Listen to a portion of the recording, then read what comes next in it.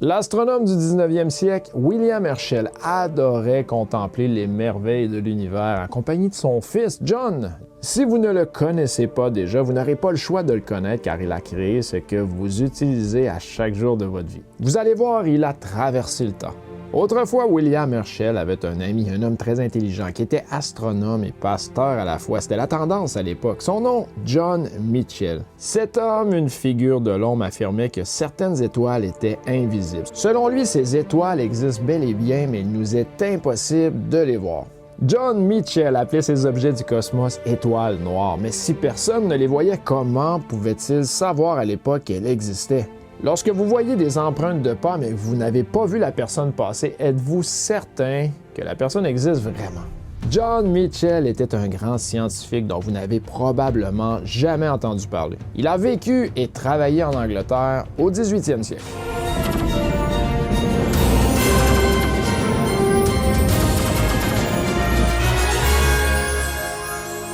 Imaginez une étoile si grosse et si massive que rien, pas même la lumière, ne peut échapper à sa force gravitationnelle. Avez-vous une idée de ce que représentait cette fameuse étoile noire de John Michell?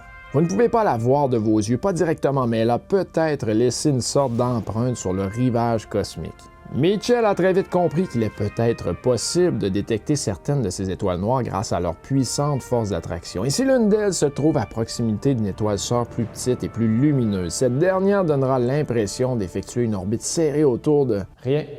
Et même si on ne le voit pas, on sait qu'il y a forcément là un objet très massif. Aujourd'hui, l'étoile noire de John Michell a changé de nom. Connaissez-vous les trous noirs?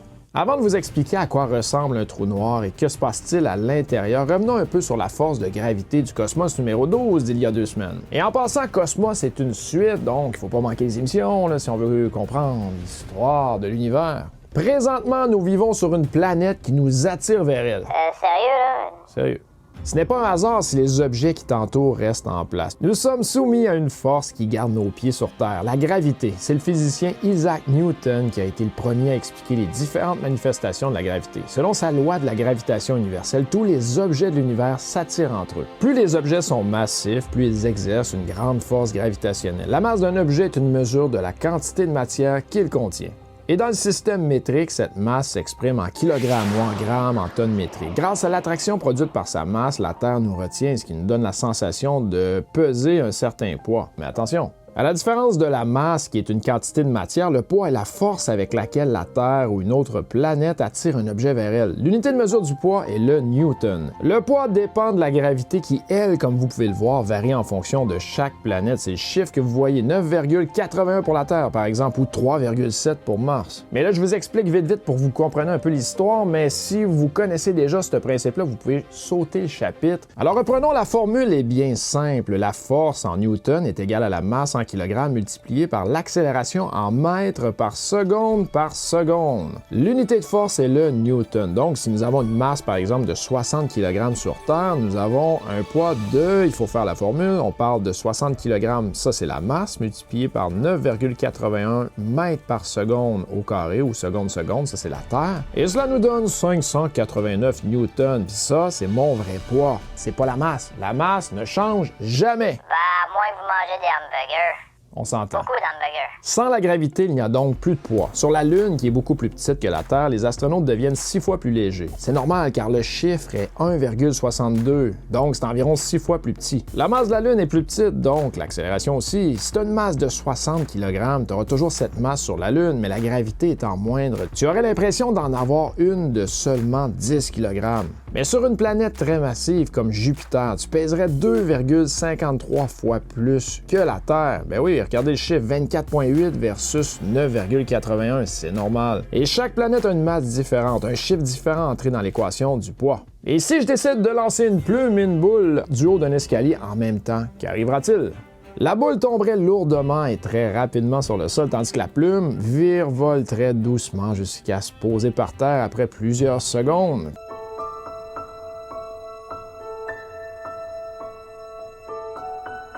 Eh bien, c'est le frottement de l'air qui joue un rôle dans la vitesse de leur chute. S'il n'y avait pas d'air, les objets tomberaient tous à la même vitesse, puis on connaît bien ce phénomène. Mais un physicien britannique a voulu le démontrer scientifiquement. Pour le faire, il a utilisé la plus grande chambre à vide au monde, celle de l'Agence spatiale américaine, la NASA. Une chambre à vide est une pièce dans laquelle on peut expulser presque tout l'air, sauf quelques grammes, et reproduire ainsi le vide de l'espace. Regardez bien cette vidéo. Sans aucune résistance de l'air, la lourde boule de quille et les légères petites plumes tombent exactement à la même vitesse. Oui, cette expérience a déjà été faite avec un marteau et une plume dans le cadre de la mission Apollo 15. La gravité régit donc le mouvement de tous les objets dans l'univers. Sans elle, on assisterait à un désordre total du système solaire et bien au-delà. La masse du Soleil n'aurait plus aucun effet sur l'orbite de la Terre. Notre belle planète ainsi que toutes les autres dériveraient vers l'inconnu. La loi de la gravitation universelle de Newton énonce aussi que la gravité diminue lorsque la distance entre les objets augmente. Mais qu'est-ce que Einstein a donc apporté à la théorie de Newton?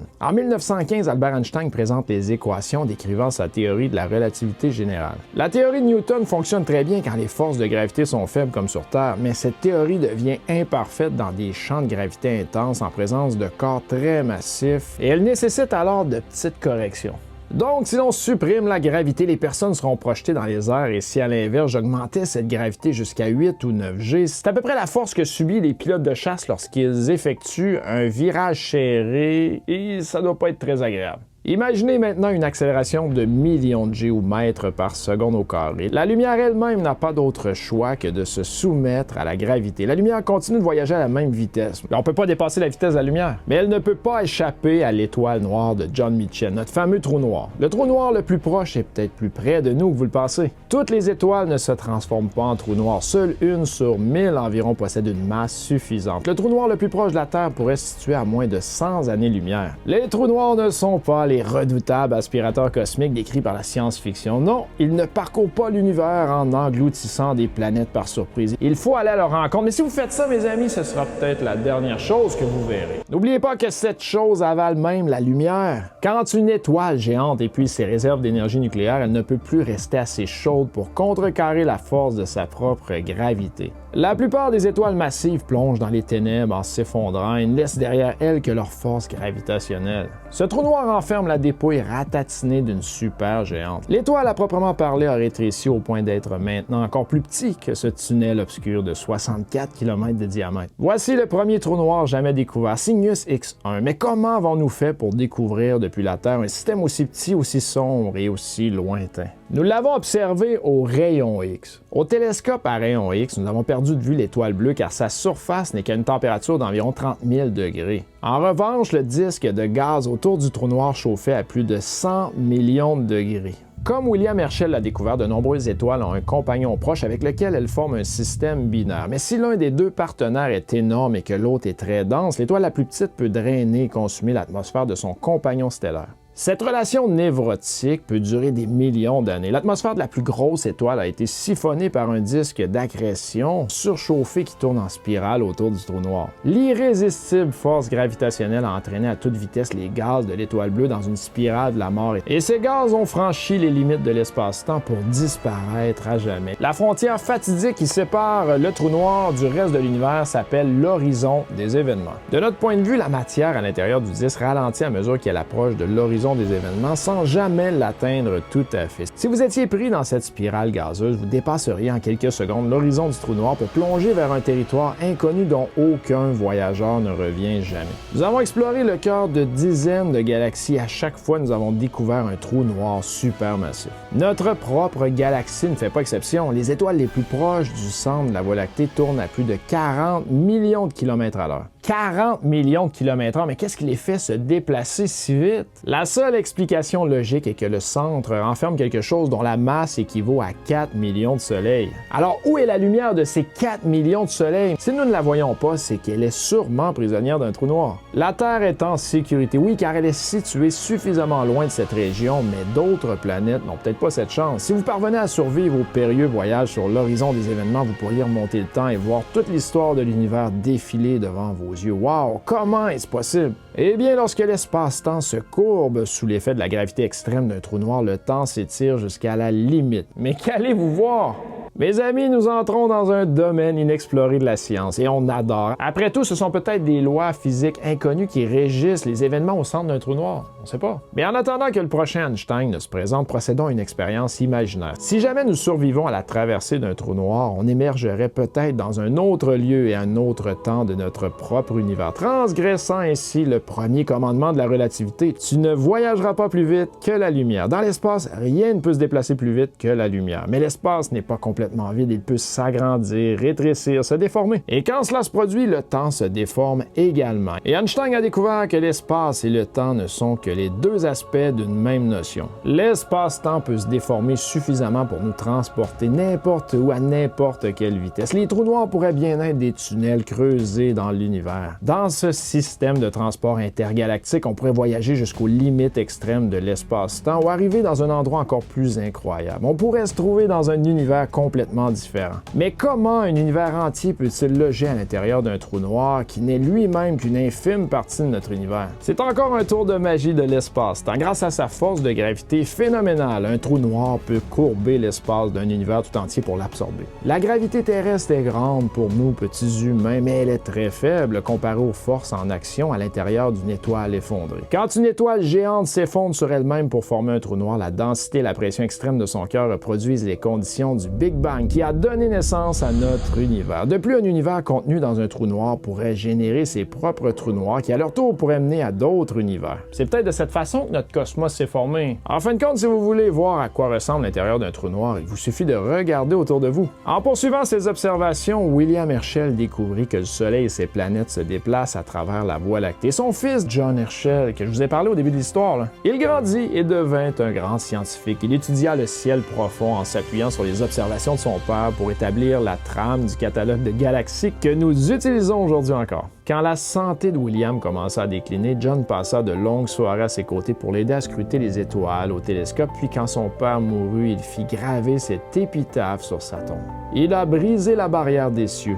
John se remémorait souvent les nuits d'été passées avec son père. C'est peut-être pour cette raison qu'il cherchait un moyen de préserver le passé. Il a été l'un des inventeurs d'une nouvelle forme de voyage dans le temps, une manière de restituer la lumière et les souvenirs. Il a même donné un nom à ce procédé, la photographie. Si l'on y réfléchit bien, la photographie est une forme de voyage temporel. Le regard de cet homme a traversé les siècles comme celui d'un fantôme préservé par la lumière. On peut facilement imaginer que dans un avenir proche, nous serons capables de reproduire le passé en 3 dimensions. Nous serons peut-être même capables d'entrer à l'intérieur d'un souvenir. Pour l'instant, il est impossible de remonter le temps. Mais un jour, nous pourrons peut-être faire venir le passé à nous pour admirer certaines étoiles de nos vies qui brilleront encore longtemps après leur disparition. On trouvera un moyen. On a toujours